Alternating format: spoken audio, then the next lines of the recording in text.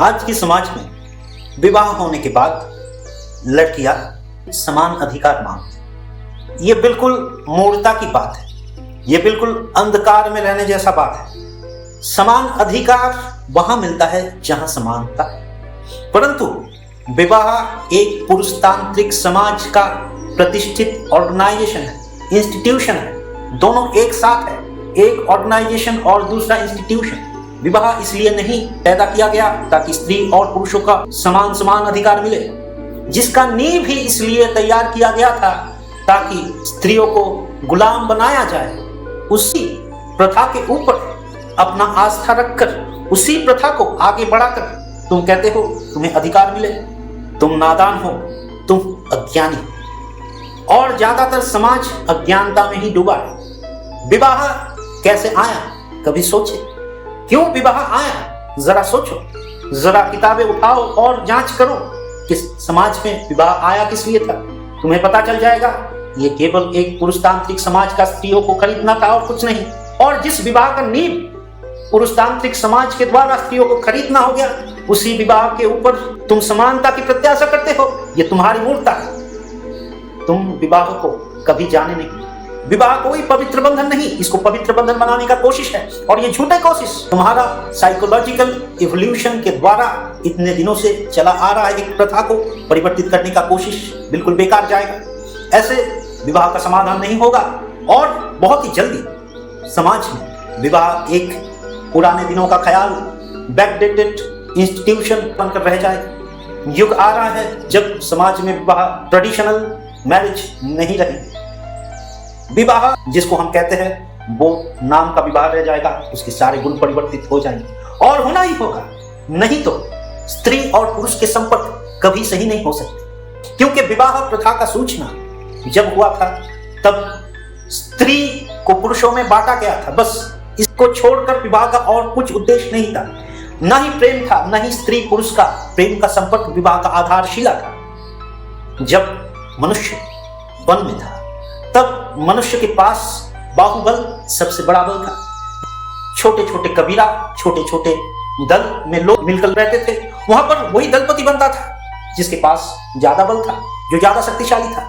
जिसके पास बाहुबल ज्यादा वही राजा था, छोटे से दल का राजा। फिर जाकर जिसके पास ज्यादा हथियार आ गया वो फिर जाकर दलपति बने। फिर जाकर जिसके पास धन आ गया वो समाज के अधिपति बने, दल के अधिपति बने। और अभी के जो युग चल रहा है वो तो संपत्ति जिसके पास ज्यादा है वही लोग, वही देश ज्यादा शक्तिशाली है। एक समय आ रहा है जब जिसके पास जितना ज्यादा तथ्य है वही शक्तिशाली, वही राजा है, वही नायक है। ये युग आ रहा है।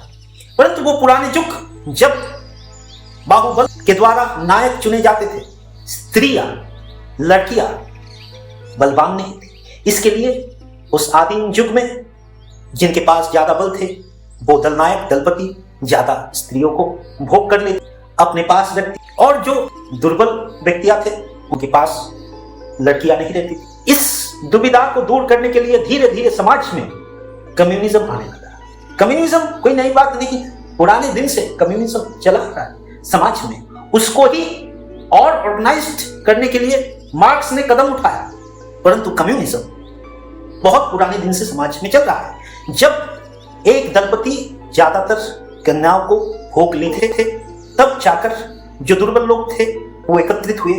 उनको लगा कि हम तो भाई ना घाट के ना घर के, हमें तो कुछ मिल नहीं रहा, सब बलवान ही भोग कर रहे हैं, ऐसा नहीं चलने वाला। धीरे धीरे जितना सभ्यता विकसित हुआ लोगों ने ठीक किया कि जो भी हो जाए स्त्रियों को सही में सब में बांट देना होगा। सबको लगभग एक स्त्री मिल जाए तब जो दलपति है, जो शक्तिशाली है वो 2-3 ले सकते हैं, तब कोई अड़चन नहीं है। लेकिन पहले सबको एक एक मिल जाए। इतिहास के पन्नों खोलो और ढूंढो, यही सत्य है। पुरुषतांत्रिक समाज तब से बन रहा है मनुष्य के लिए और स्त्रियां उनके काम के लिए, उनके भोग के लिए व्यवहित होती थी। तब समाज मोनोगैमिक नहीं था, तब पॉलीगैमिक बिल्कुल समाज में प्रचलित था। इसका भी बहुत सारा तथ्य मिलता है और स्वाभाविक भी। तथ्य ना भी मिले फिर भी ये स्वाभाविक है। मनुष्य तब मनुष्य नहीं था, पशुपत था। और पशुओं में ये पॉलीगैमी ज्यादातर स्वाभाविक है। वहां पर कोई विवाह नहीं चलता। विवाह तो मनुष्य का इजाद है। धीरे धीरे सब में एक स्त्रियां बांटी गई, फिर जिनके पास ज्यादा धन, ज्यादा क्षमता था, वो एक से ज्यादा 10-20 स्त्रियों को अपने साथ ले।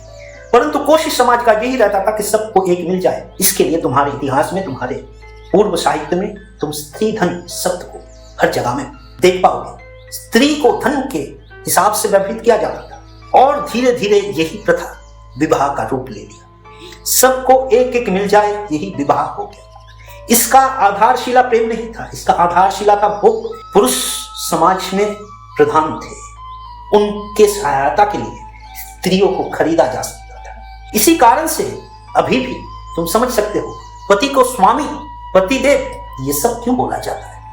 स्वामी थे वो, मालिक थे औरत का, और औरत वो दासी थी, इसीलिए देवदासी, इसीलिए प्रेमदासी, इसीलिए भोगदासी। सब इतिहास स्त्रियों के ऊपर कदम रखे ही ये पुरुषतांत्रिक समाज विकसित हुआ है। स्त्रियों को भोगा गया, स्त्रियों को व्यवहार किया गया। प्रेम तो धीरे धीरे विकसित हुआ। प्रेम पहले उस तरह से नहीं था, प्रेम करुणा उस तरह से नहीं था जिस तरह से आज हम समाज में प्रेम को प्रतिष्ठित करना चाहते हैं। प्रेम बिल्कुल वाइल्ड था, वन्य था। प्रेम की वो एक अलग परिभाषा थी। आज के समाज में जिस प्रेम को हम प्रेम कहते हैं वैसा कोई प्रेम नहीं था। और जो मनुष्य का स्वाभाविक प्रेम है, जिसके द्वारा समाज की नींव रची जा सकती है, उस प्रेम को अगर समाज का आधारशिला बनाना है तो विवाह, जो पुरुषतांत्रिक समाज का विवाह है, वो कभी समाज का आधार नहीं बन सकता। अगर प्रेम को समाज का आधार बनाना है तो प्रेम के द्वारा ही नए संबंध बनानी होगी। और वही पुरानी प्रथा, समझौता का प्रथा में चला है। सब अपने अपने लड़कियां देने लगे इस कारण से, क्योंकि लड़कियों को देना ही है, नहीं तो वो सुरक्षित नहीं रहेंगे। जो दलपति है, जिनके पास ज्यादा धन है, वो भोग कर लेंगे, वो बिना पैसे में खरीद लेंगे। इसके लिए उनको बांटा गया। पिता अपने कन्या को दान कर देते थे पैसे देकर। ये धीरे धीरे एक एक कल्चर में, एक एक संस्कृति में रास्ता लेता चला गया। उसी विवाह के आधार के ऊपर खड़ा होकर लड़कियां, पत्नियां, स्त्रियां आज अगर कहे कि हमें समान अधिकार चाहिए तो ये बिल्कुल नासमझी होगी। जो प्रथा स्त्रियों को खरीदने के लिए बनाया गया था, तुम उसी प्रथा की शरण में जाकर कहते हो कृपया मुझे ये दे दीजिए। अगर स्त्रियों को समान अधिकार ही चाहिए तो समाज में प्रेम विकसित करना होगा। अगर तुम किसी से प्रेम करते हो तो अपने प्रेमी और प्रेमिक के साथ एक साथ रहो। वहां कोई समझौता नहीं, वहां तुम्हें यही करना है, यही नियम है विवाह का, ये सब नहीं चलेगा। घर वाले बोलेंगे हमारे बहू का ये नियम है, हमारे बेटे का ये नियम है, ये सब पुरानी बातें छोड़नी पड़ेगी। इन्हीं बातों में और कोई सार बचा नहीं है और ना ही रहने वाला है, क्योंकि समाज बदला है।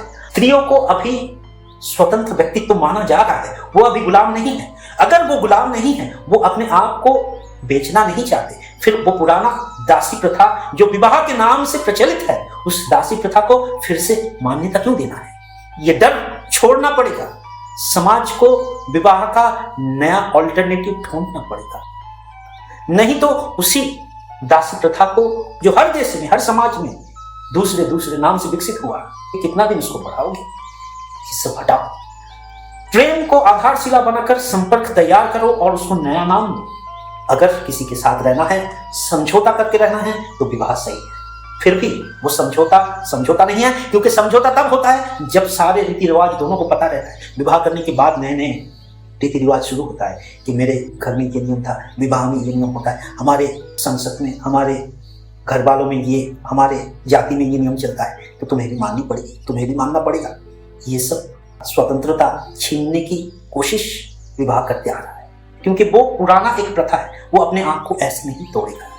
और उसको तुम धीरे धीरे मॉडिफाई करके यहाँ तक लाने का कोशिश कर रहे हो, लेकिन सार क्या?